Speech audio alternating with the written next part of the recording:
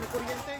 Nag-i-spark pa ang mga linya ng kuryente sa gitna ng sunog na sumiklab sa Barangay 598, Santa Mesa, Maynila, pasado alas 9 ng umaga kanina. Nasa 100 bahay ang natupok sa sunog na naideklarang under control pasado alas 11 ng umaga.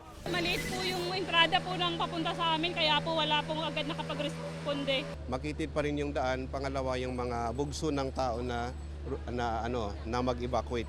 Kaya nga po natitigilan yung aming mabilis na pag-responde. Halos light materials po lahat, yung mga residential, yung mga sunog at nadagdag pa yung sobrang lakas ng hangin. Ang ilang alagang hayop gaya ng pusang ito na isalba pa.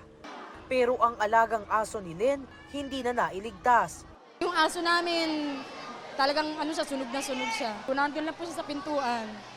Wala nang mapapakinabangan sa bahay nila matapos tupukin ng apoy kanina. Pero binalikan pa rin ni Len ang kanilang tirahan sa pag-asang baka may maisalba pang gamit. Sunog na lahat ng bahay namin, wala na natira. Nasilip namin kanina, wala talaga, hindi mo na maano kung nasa na ba yung bahay namin doon. Problema pa nila kung paano mabibili ang mga gamot pang maintenance ng inang may diabetes at asthma. Si Evelyn, bagamat nasunugan, nagpapasalamat pa rin sa kabila ng lahat. Ligtas ang kanyang pamilya. Yung apo ko buti nakuha, kaya uyak ako ng iyak habang nasa taxi ako. Dahil sa sunog, kanya-kanyang pwesto sa multipurpose hall ng Barangay 598 sa Santa Mesa ang ilan sa mahigit 200 pamilyang nasunugan, habang ang iba tumungo sa mga kaanak. Bukod sa mga nahilot na sugatan, wala naman po yung namatay, wala po. Lahat naman po ligtas. 6 ang napaulat na sugatan at nahirapang huminga dahil sa sunog na iniimbestigahan pa ang sanhi. Sa Tondo, Maynila, hindi lang tirahan ang nawala kundi pati buhay ng asawa at anak ni Mirna Lasaka. Natrap ang mag-ama sa kanilang bahay sa naganap na sunog. Hindi ko alam ang gagawin ko. Paano ko tatanggapin yun? Yung tatay po nakita sa isang kwarto, yung anak po nandun sa malapit sa pinto. 8 iba pa ang sugatan sa sunog na umabot sa ikalawang alarma bago tuluyang maapula. Nahirapan pa raw ang mga bumbero na mapuntahan ang lugar. Sobrang kitid siya. Ang dami pong naka-park doon sa area.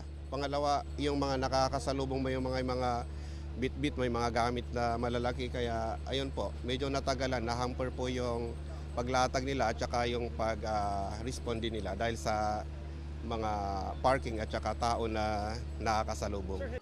Nasa 30 bahay ang natupok at 100 pamilya ang naapektuhan. Isang bahay naman ang nasunog sa Parañaque City. Sa ulat ng Super Radyo DZBB, umabot sa unang alarma ang sunog na agad din namang naapula. Base sa datos ng BFP ngayong Pebrero, umabot na sa 79 ang sunog sa Metro Manila. Mahigit 1,000 naman sa buong bansa. Mas mataas ito kumpara sa naitalang sunog sa parehong panahon noong nakaraang taon. Isang SUV ang nagliyab sa EDSA Magallanes sa Makati bago mag-alas 8 ngayong gabi. Dahil po dyan, isinara ang 2 lane ng EDSA southbound. Agad namang rumisponde ang motoridad at naapula ang sunog matapos ng halos 2 oras. Sa ngayon, nadaraanan na ang mga isinarang lane.